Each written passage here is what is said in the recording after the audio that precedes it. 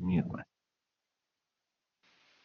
Hello, this is Michael Peckham. I am here today giving my presentation on my demonstration of utilizing visualization tools, the full title. Anyway, what I'm doing today is I'm going to be showing what I've been using over the semester for my visualization tools. I've been using one of the given tools. I've just been utilizing Python, but with a particular module called matplotlib, which has been helping me create any number of visualizations I've been interested in crafting, because it's a very simple and easy to use module. Anyway, what matplotlib is it's a basic module for Python that allows you to create visualizations. It has a lot of functions and capabilities. The baseline ones it has X, Y, the ability to plot X, Y's very simply. So you can make a pairwise data, plenty of pairwise data here, plots, plot charts, scatter charts, bar charts, everything there. You can also do statistical distributions, histograms, pie charts, all sorts of stuff like that. It even has some very advanced functions where if you wanted to actually utilize it, you can use 3D volumetric data. So you can make these nice 3D visualizations here that are able to functionally give you something more advanced or more interesting than a simple line chart or histogram. So specifically, matplotlib it's got very simple syntax. It's not difficult. Um, it's easy to code in, like most of Python, frankly, but it's as simple as importing and organizing the data how it requires you. So you can do all sorts of easy things. Very simple syntax. It's X and Y equals, there you go. You can even do some very advanced stuff. It has all sorts of elements of like messing with how the line spacing works, coloration, setting up other kinds of points within a graph, having various highlights within a graph, all sorts of things along those lines. But specifically today, what I'm going to be showing is what I've been working on to kind of demonstrate what I've been able to make use of with it. So this, excuse me, this is my chart that I've made. It is a prototype of what is going to be overall a more advanced chart and among a number of others for the project this semester. But this is the cumulative casualties of the American Civil War over time. It has a basic data set of 15 battles that have taken that nicely demonstrate that go from the start of the war to around the end of the war, starting with First Bull Run and ending with Franklin, the Battle of Franklin. And what this kind of allows me to do is to demonstrate how the module works.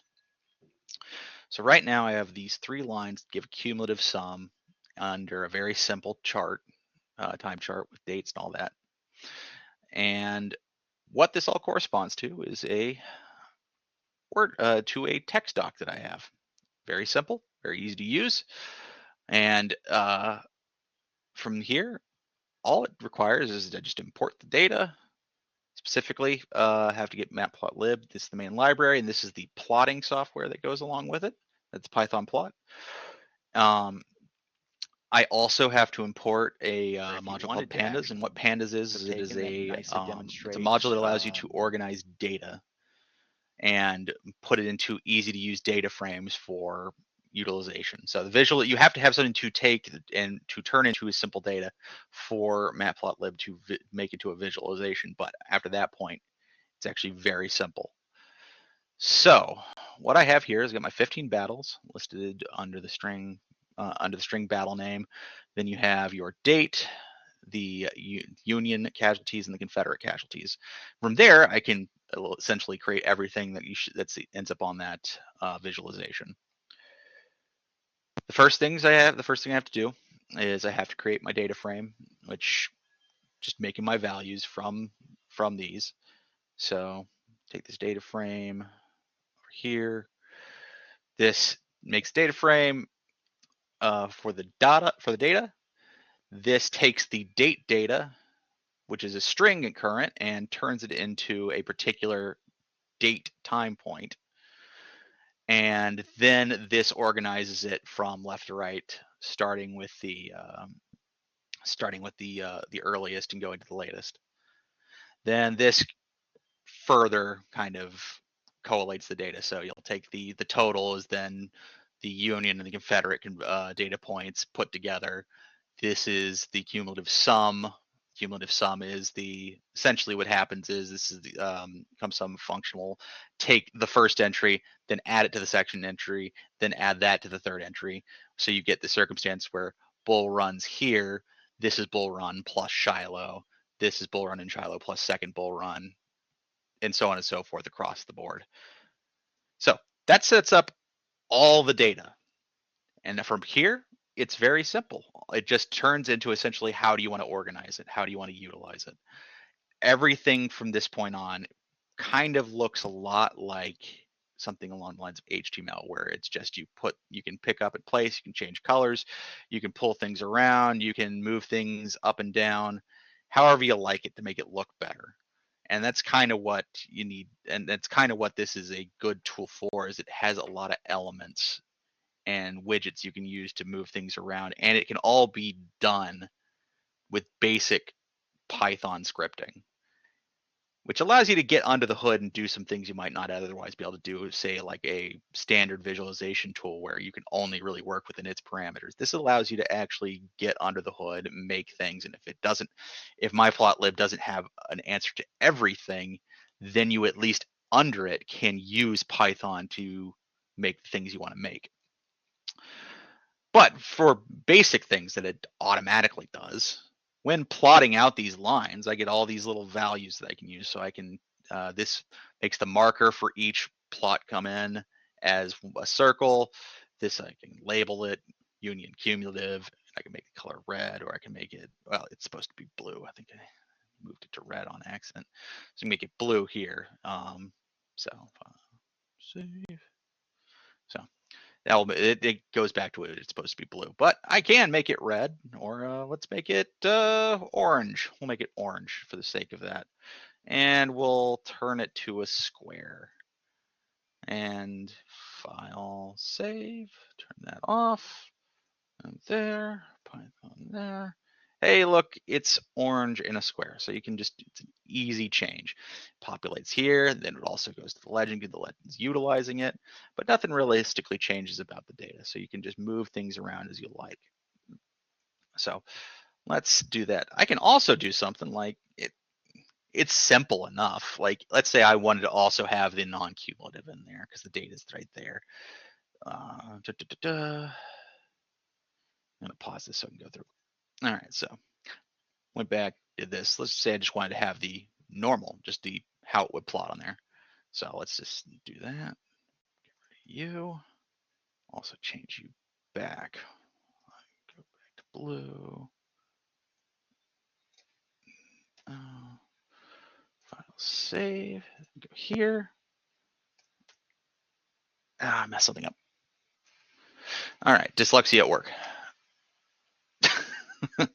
But so this would, hey, I added another line. So I'll just add another line in here. This just takes the normal union data, which would have been like how much each takes in each particular battle, and the up and down from there. It's not cumulative though. So just to have that there to show that you can make another line very easily. Not very difficult.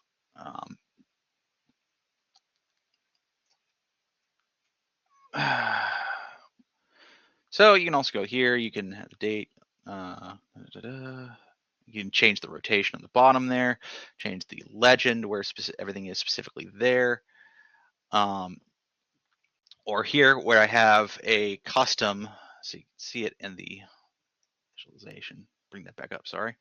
I have the battle and the date right here as a custom item. That's it doesn't have the individual tools to make like specific items on it.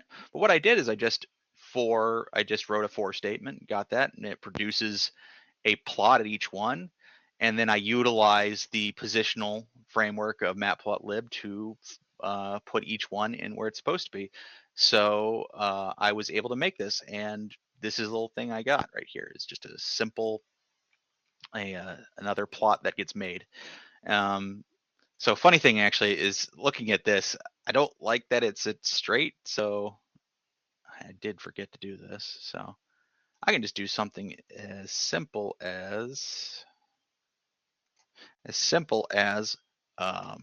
just rotating that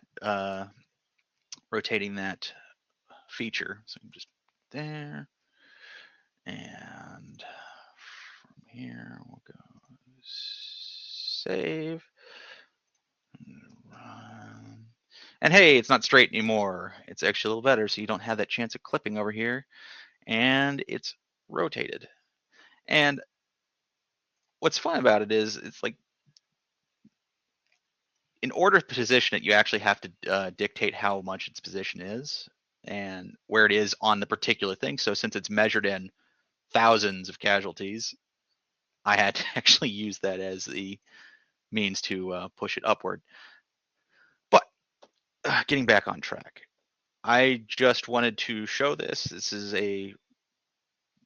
a simple chart. Well, not too simple, but it is what it is. It has its limitations. Like I can't do a whole bunch of super fancy stuff, and there's a little bit of delay in time. But well, I can't. You can do fancy things, but it doesn't come in a neat box for utilization. You have to understand what the particular coding around it does. So it's not a drag and drop situation. You have to put it where it's supposed to be, and you have to know the documentation for the Python documentation for it. However, that does give you a great deal, like I said earlier, of the ability to look under the hood and manipulate how you like. But that's all I got for today. Thank you so much.